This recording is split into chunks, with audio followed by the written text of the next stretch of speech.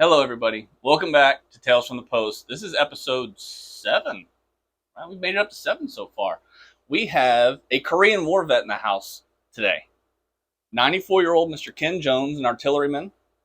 He's going to tell us his story, and we're going to listen. So, thanks for coming in the studio today. Pardon? Thank you for coming in the studio today. You're welcome. So, we talked a little bit earlier, and you said you were a draftee in the Korean War, right? That's correct. What year were you drafted? Uh, 51, as I recall, but you're asking me to remember things way back, and I've got a pretty good memory, but I don't remember every last little jot and tittle. I mean, it's a long ways back, but how long did you serve for, and what age did you enter? As I recall, I was 21 when I went in, and I served 21. If you had 21 months, you could go home. You had, Okay, so you did 21 months. yes. So when did you say, where'd you go to basic training at? Fort Sill, Oklahoma. Yep, home of the artillery. They still train artillery there to this day.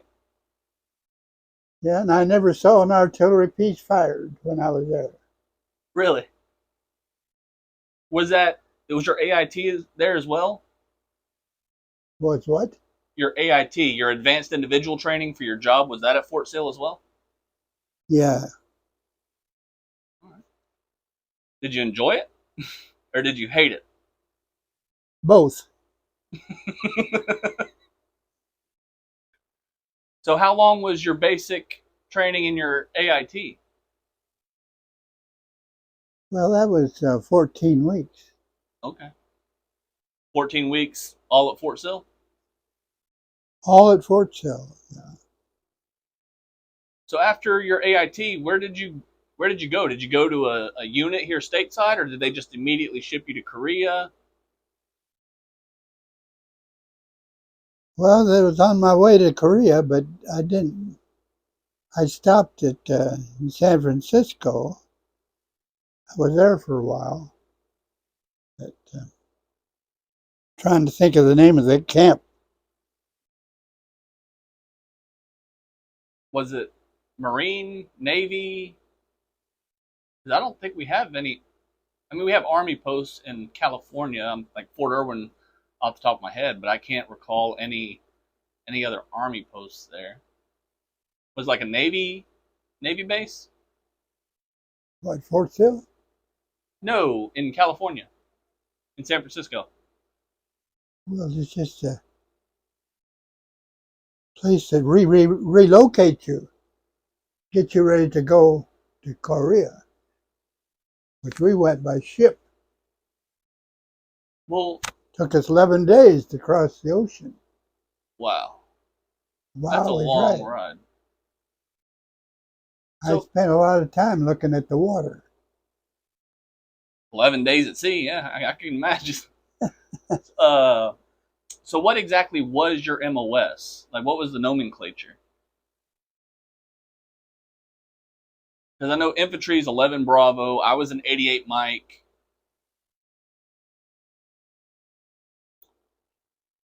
I can't remember what my MOS was. I Well, what artillery did you work was with? in fire direction. Fire direction. Fire direction. Okay. I I'll look it up later, and I'll have the editor put it up there. Korean War fire direction. So it'll be right here whenever Well, every war has fire direction. Well, I'm just saying to pull up the actual numerical code for the artillery. What artillery did y'all work with back then? Because it wasn't just mortars, right? Like, what other artillery did you work with? That was the only one. It's the 155. The 155s? They went over. The outfit was a National Guard unit from St. George, Utah. They're still there. And they went over with 105, which they gave to the South Koreans because they didn't have any artillery. Then they gave us, they gave our unit the 155. Yeah. And we furnished the heavy artillery for the Korean ROK, Republic of Korea. I know some of the stories out of Korea, like the Marine Sergeant Reckless about the horse. I know about the three mountains, like you had, was it Las Vegas, where they were fighting the Chinese and stuff. But there's not many army stories, at least that I've heard of, from Korea. Where were you at in Korea? Well, I was in Kumsong, Chorwan, where we were That's set up twice. that's that's like Central Korea, isn't it? Yeah, yeah, it's above the 38th parallel. That's the DMZ, right? 38th parallel, I believe, is the DMZ. You were north of the DMZ in North Korea. Yes, that is correct. So did I know stateside a lot of veterans don't get to do their jobs unless you're in like a 42 Alpha or mechanic, but like the infantry doesn't get to do their job over here, artillery guys don't get to do their job over here. Whenever you were deployed, did you actually enjoy your job? I didn't enjoy nothing of the Army. No, my heart. I learned something from being in the Army. I did benefit some. Did you enjoy Korea while you were there? Like whenever you were back on not R&R, but whenever you go back to your home base or your home duty station, the safe green zone where you could get showers, hot chow and stuff. Did you actually go out and enjoy any of the Korean life, the civilian side of Korea? Or was it No, just all war all the time? we were on the front all the time. Respect. How long was your deployment? In Korea, it was about 10 months. 10 months. What unit were you with? 51 to 53. 51, 53. That was the unit? What unit was I in? The 213th. 213th Field Artillery. And you said you were there from 51 to 53? Yeah, Or that's when you served? From that's when I served, yes. Okay, so I'm guessing you were in Korea late 51, early 52. Something like that. What rank did you make it to? Well, I came home a staff sergeant. In 21 months? That's Yeah, fast. You made staff sergeant fast. yeah. Well, I was good at it. Artillery, just picking nouns to delete. People, places, and things. Well, do you have any fond memories of being over there? The guys you worked with? Did you make, like a lot of guys kind of form a bond with a group of guys or girls? And it's, did you make any friends like that? I made a few, but I didn't carry them through to this day. I couldn't find them today. How Some of long did them, y'all keep contact some for? of them have died. And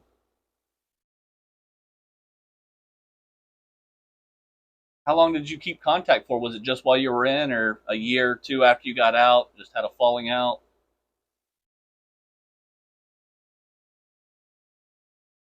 well,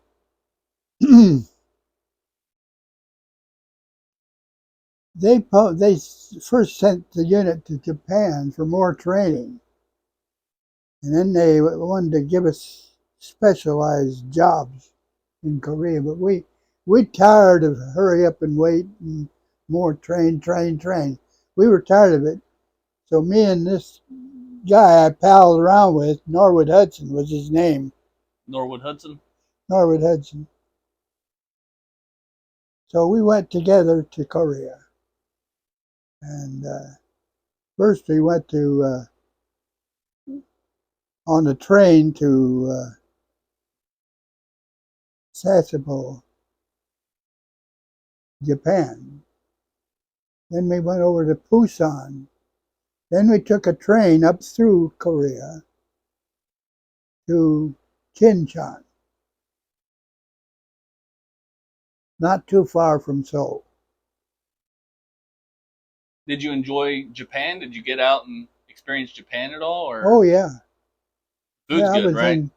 I was in, I was in Nagasaki, both places. I was in Hiroshima and Nagasaki. You know where they dropped the atom bomb. In fact, I think in Nagasaki, I was the only GI in town. I'm surprised they didn't shoot me. Well, this is still relatively fresh after World War II. Yeah, Because right. 51, I mean, World War II ended in 45, so you're about 6, 7 years off from that could have been a possibility. Yeah, right. Yeah. Anyway, so you were in Korea, you were across the DMZ. Um, you ended up leaving Korea, right? And you came back. How long after you came back before you were out? Uh, Not too long. Maybe, maybe 4 or 5 months. You know. You just decided you didn't want to stay in. You wanted to I definitely didn't want to stay in. hurry up and wait. Yeah. 'Cause, I mean, you're over the halfway mark on the food chain, me and the staff sergeant and all. So you definitely were more on the chief Well, that side than wasn't permanent rank. It no. was not permanent rank. They give you that hurry up rank when you was in the military. So whenever you got back stateside, they just took your rank away or something. No, but if I would have re-enlisted, they might have. They offered me another, if I'd take another year to go to Europe, they offered me another stripe, which would be sergeant first class. I turned it down. You're like the army life. No, I'm done. I had enough of Army life. So I mean, it's been fun, but you decided done with the army. What did you go do after the army? Like, how was the transition? I was the what? The transition out, because a lot of people, you live the army life for 21 months. You're just 3 months shy of 2 years. You get used to being told when to eat, when to sleep, when you can use the bathroom. You go for that for 21 months, and now you're out. The metaphorical handcuffs are off, and you can go back to doing whatever you want. You can put your hands in your pockets and stuff, and you can walk on the grass. Was that a hard transition for you? No, No? I adapted very well out of the Army. Well, that's good to hear. What'd you end up doing on the civilian side? Like, what job did you go into? Well, I was working for a contractor, building. I did mostly building houses. So you went from blowing stuff up to building stuff. Yeah, Polar opposites on the spectrum. All right. we do whatever we're told to do. And then how long did you do contracting? Well, until I retired. Oh, so you stuck with that. Pardon?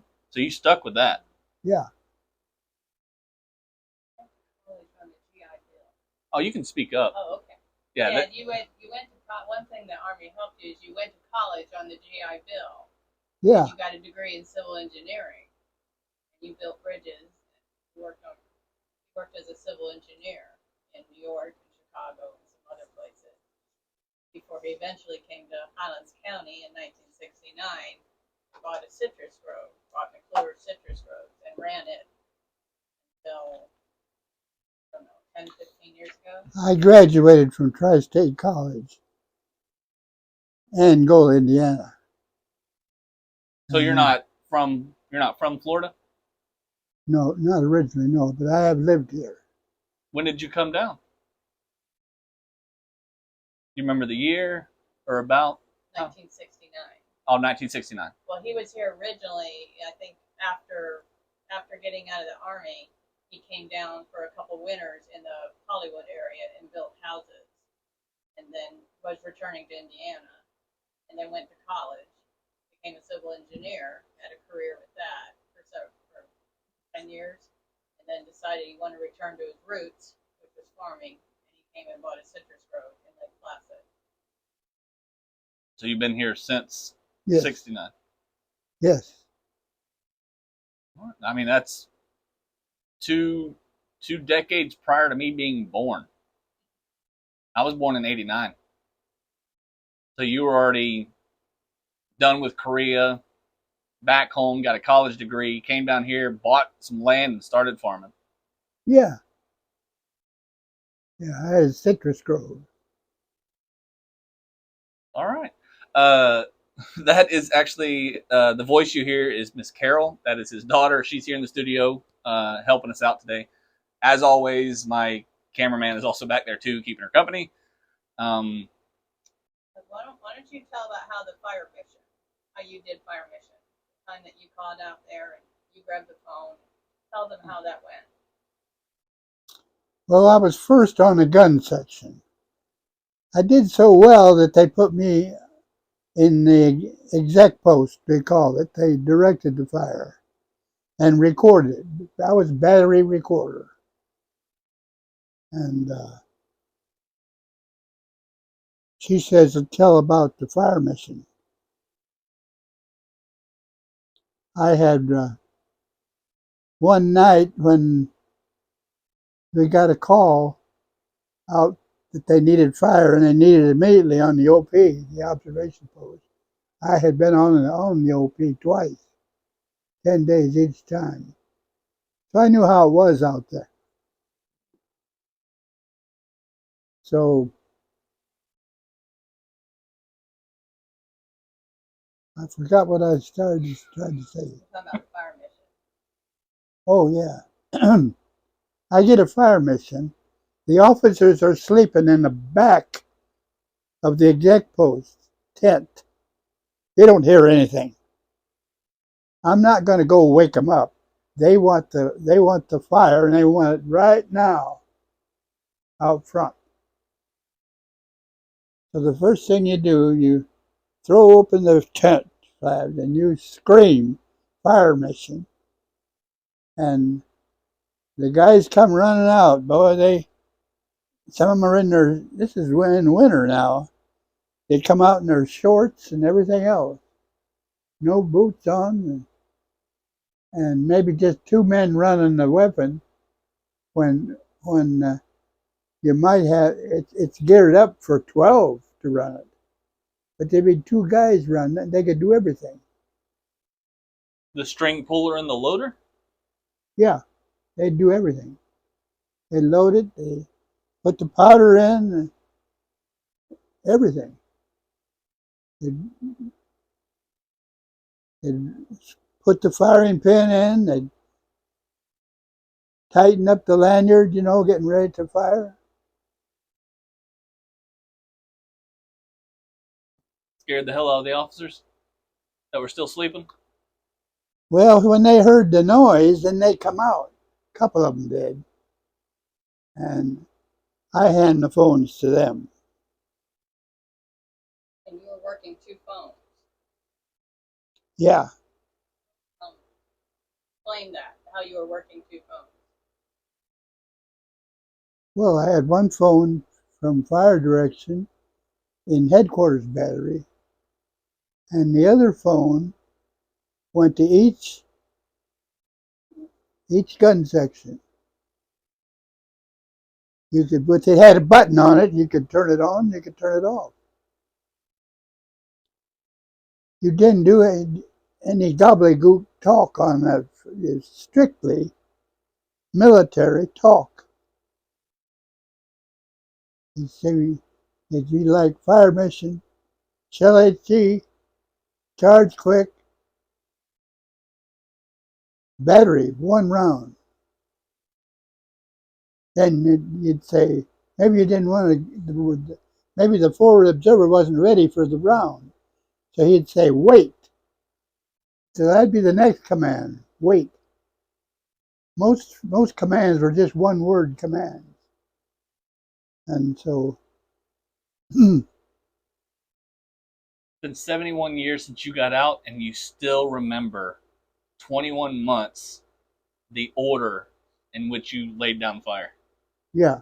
71 years ago, and you still recall it. That's how embedded it is in you.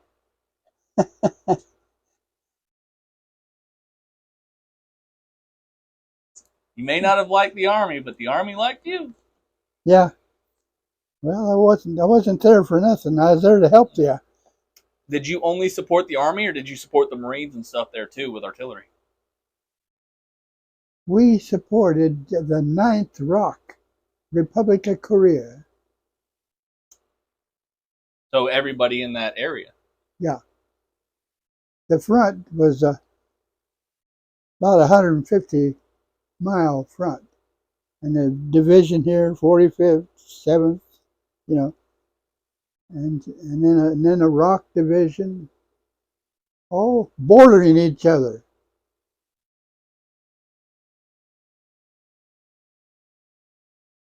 It's crazy. How about going out to the OP?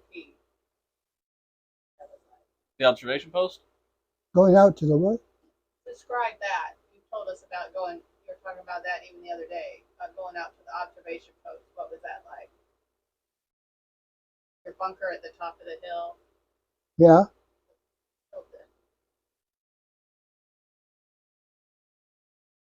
I should have gotten a third mic and strapped you with it before. Well, I was there with an officer on the OP, the observation point. And we had a bunker in the top of the hill. That was hard to hit from the enemy. I think they had mortars, but they had little or no artillery. The Chinese. I heard they reeked of garlic. Like they ate a lot of garlic. Is that true? I don't know. Or were you too far away laying down fire?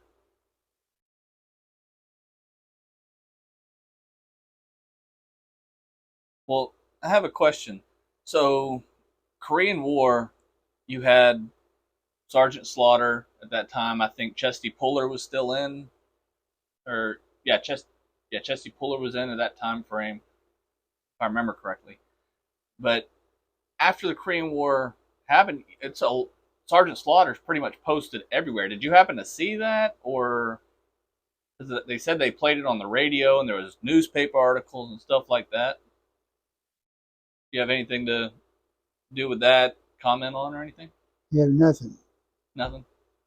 More of a Marine Corps thing, but I'm actually trying to get some Marines on. I think I have 2 lined up because if you watch all my videos, it's mostly been Army. I've got 1 Air Force and so I've published 1 Air Force. I have another Air Force lined up, and then I have a Navy lined up and 1 Marine lined up. But for the most part, you'd think I was biased because of Army, but it's just the largest branch, and there's a lot of veterans from it. That's why I have all those placards made so I can swap them out. No Space Force yet, even though they do have retirees. People have retired from the Space Force now. So I'm going to get a placard made for one of them too. Interview them. Are you thirsty? Would you like something to drink? Or? I don't drink. I No. don't drink anything. Drink, doctor. I'm one of the few guys in the service that don't drink booze. You're a unicorn. Well, yeah, I've even seen the chaplain's assistant drink and the chaplain drink. Yeah. Well, they wanted to drink. I let them. And But is there any? I'd go to the mess hall and steal some powdered milk, You had to steal powdered milk from the mess hall? Yeah. What, they ration you? Well, that's the only place it was, so I'd steal it. I'd take it back to my tent and drink. I'd drink milk and not booze, just milk. You said you took a ship over uh, from California. Do you happen to remember the name of the ship that you were on? Patrick. The USS Patrick? Yeah. I'll try to look that up. I'll have it inserted into the photo. Are you a picture of it in the? I perfect? got a picture of it in the.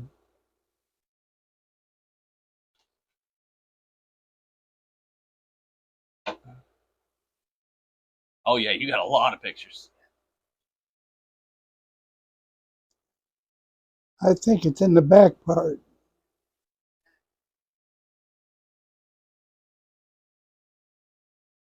I don't even have that many photos. I gave you a scan image of this one.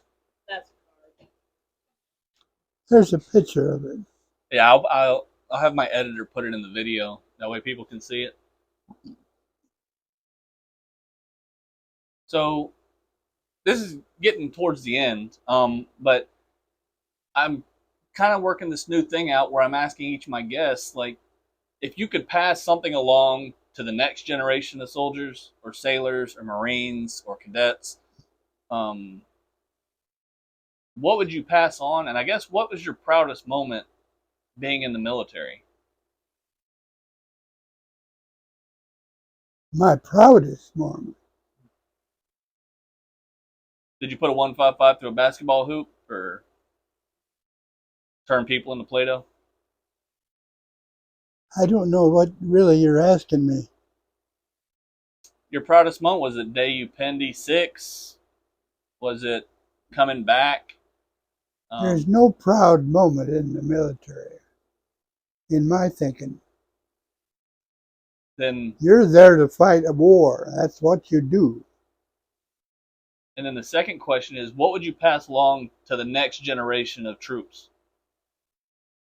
Pass along. The next generation of veterans, yeah. What advice would you give to them to maybe ease up on some of the troubles they're going to have to go through, whether it's basic, AIT, or deploying, or even transitioning out? Like you said, you transitioned out. Great. What helped you transition out? Like, what did you do? That way we can pass that along to this next generation that's getting out, and maybe they're having some hard times adjusting to civilian life. Well, they need to obey their orders. Obey the orders of the non-commissioned officers as well as the commissioned officers. You obey your orders. That's a great piece of advice. Once again, I would like to thank Mr. Ken Jones, Staff Sergeant Ken Jones, Yeah. 94-year-old Korean War vet. I want to extend a thank you to every person that's been on the channel. I thank them here, but they all volunteer to tell their stories. I bribe some of them with beer and whiskey, but they don't have to do this, and I'm very appreciative of everybody that comes on and talks to me. And I just want to extend a thank you, and I thank you for letting me preserve your story. It may not seem like much, but it does. To me, it's sitting here, especially with the older guys, it's kind of like sitting at Grandpa's feet and listening to him tell his stories of his childhood and stuff like that. So thank you. And I'd also like to thank Miss Carol, his daughter. She's the one that actually reached out and talked to her dad. Thank you. But Well, you can get the story of Korea from a book that the Superintendent of Public Documents put out. The name of the book is Korea 1950. And it's not published anymore, but there might be some copies left. that's the story of Korea. I care about the soldiers that served. I want to preserve your story. Like a lot of people can recite Chesty Puller's story, right? These Medal of Honor recipients, right? And even some that aren't memorable, they just were so bad, like Bo Bergdahl. People know his story, but not everybody's story gets told. The artillery guy in Korea, there's a bunch of stories about Korea, but your story isn't widespread. It's a lot of the Vietnam vets. Vietnam vets, I preserve their stories, and I'm trying to preserve as many as I can. To me, this is like a jigsaw puzzle, but I have to find the pieces. They're not all in the box. I have to go out and find the pieces to put the stories together. And eventually, if I do a good enough job, I won't be able to get all of them, but maybe I'll get enough to see the picture on top.